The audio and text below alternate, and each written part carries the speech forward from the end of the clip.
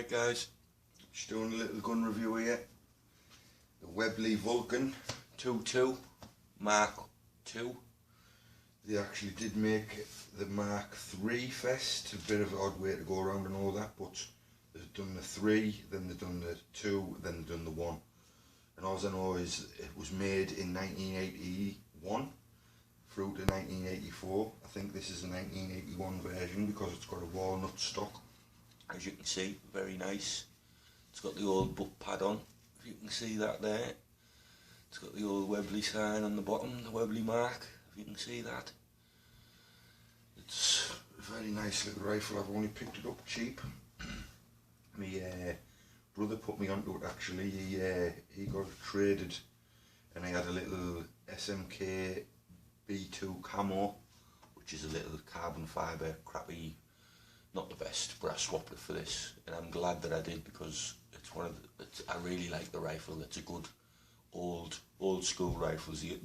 Most people say the old ones are the best, but I'm just going to do a little review, like I say, a few facts, try and put it together. A gunman's friend, always, if you can see that. It's 3-in-1 oil, very good stuff.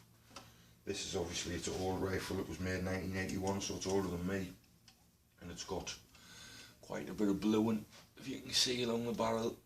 Someone's obviously had to go at it with their old scrubbing brush or something, or trying to get the rust off, but they've done more damage than anything else. But the good thing, it doesn't affect the rifle, how it shoots. It's just how it looks, and I'm not really bothered about how it looks, just on how it shoots. Same as this here, I've just had this repaired off my friend. It's a bit of a rig up job, but if you can see on the safety mechanism right here, this, I'm just lined up, put a small weld just there where that bit of cotton is, and he's put this on for us because it's snapped. Like on a lot of the older guns, I could have paid £22.50, £22 odd for just the safety mechanism, just for that little catch, but for what it does, I have a pal who can weld, so I just got to put a little tack weld in that for me. But yeah, facts about it. Like I say, it was made 1981 to 84, England, in Birmingham.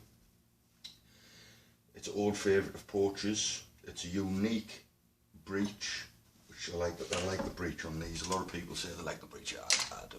It's got like a, let's say, like a recess where it sits into. And it's nice sound. Listen to that. Yes, that's when you know you're in business, boys. Put that back. What else?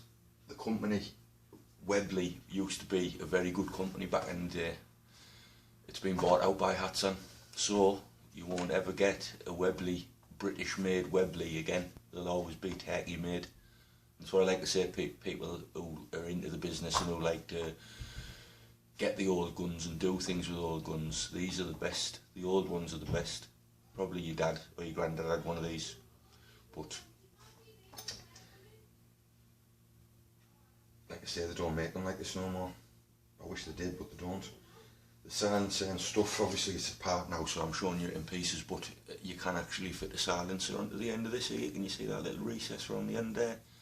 You know, they've had one on before, but obviously they've took it off because there's the little mark. Everyone knows that mark. If you've had a screw-on silencer where you use the Allen key to screw it and tighten it, there's the little mark off the end.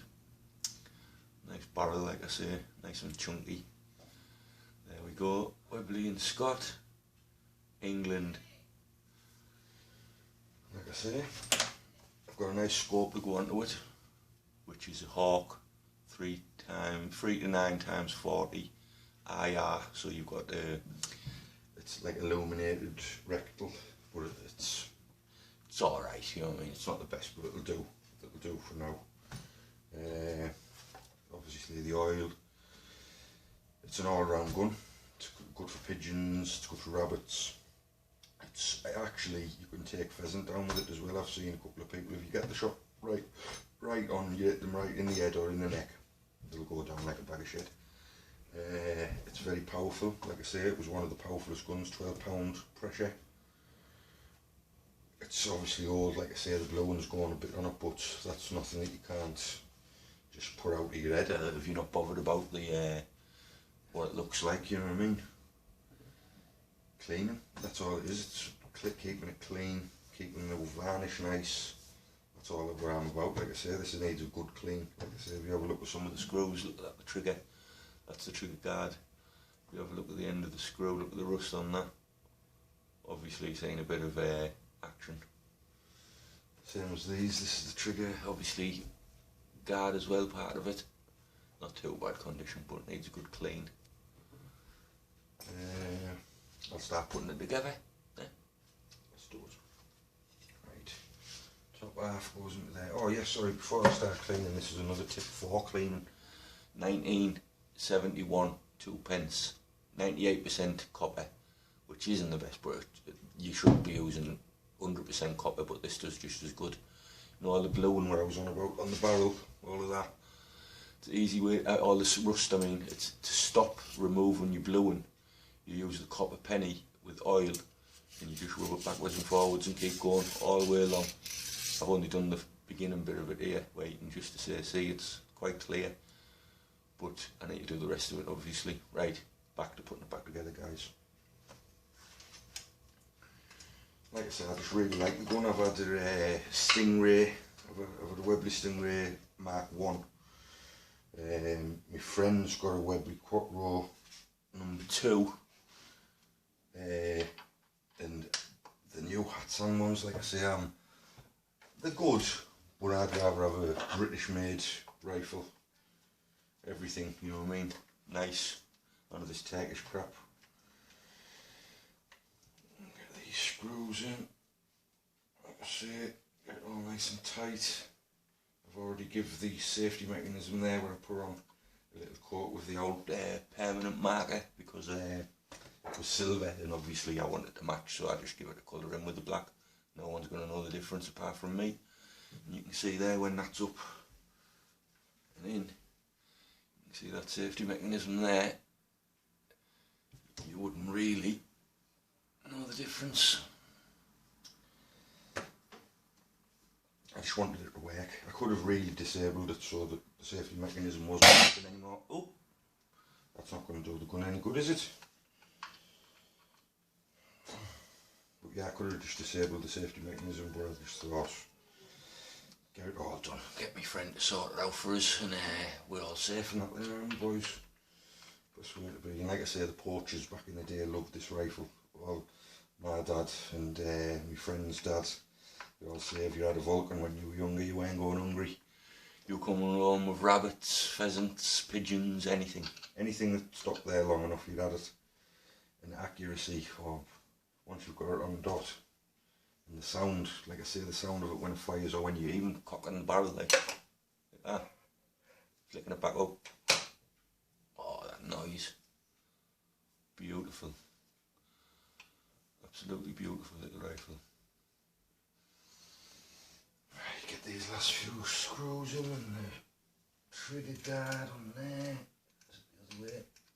Yes, it's the other way, like that. Large screw at the back, small screw at the front. That's how it went. I'll just clip that in there. Screw that in there. The job's a good one, boys.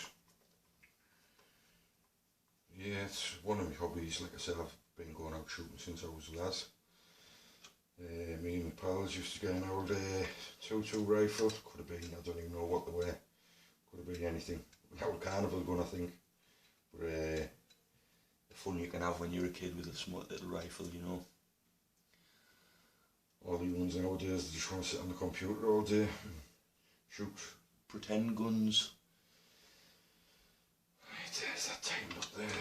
I need a new screw for that back one, really. It's starting to round off a little bit, but that's not down to me, like it's down to whoever had it before me. But there we go, that's without the sight there, boys, if you can see that.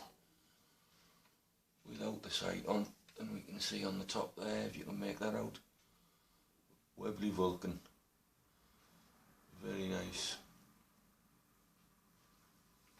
I couldn't actually find that when I first got the gun because the sight was over the top and I couldn't see it. yeah, and get this sight on, boys, and then we'll have a look at it. And I know that this sight sits right at the very back because I've already got the sight set. I'll have to do a little bit of tweaking once I get the sight and that set back in, but it shouldn't be much really. Bang on that line, that in there. That's when I could use my trusty little Superman bag to just help us out here and get that little rest on there. This tightened up in the side, boys. That's how we do it. That's how we do it there. Not too tight, but just tight enough so it's not going to jump off the recoil. Because you don't want it to jump off while you're out and about, you know, boys. Getting them rabbits.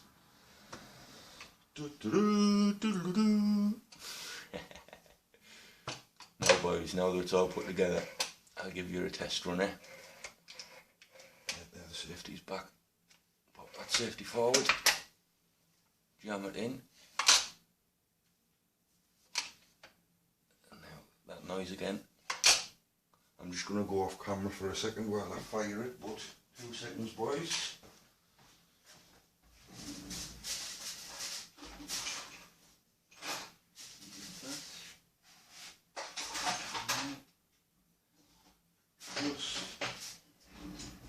Couldn't find the 2.2 pellets.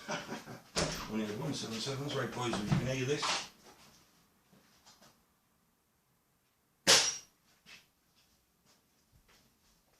Probably didn't hear it that well, boys, but there we go. Webley Vulcan Mark II 2.2. Good gun. In a bit, boys.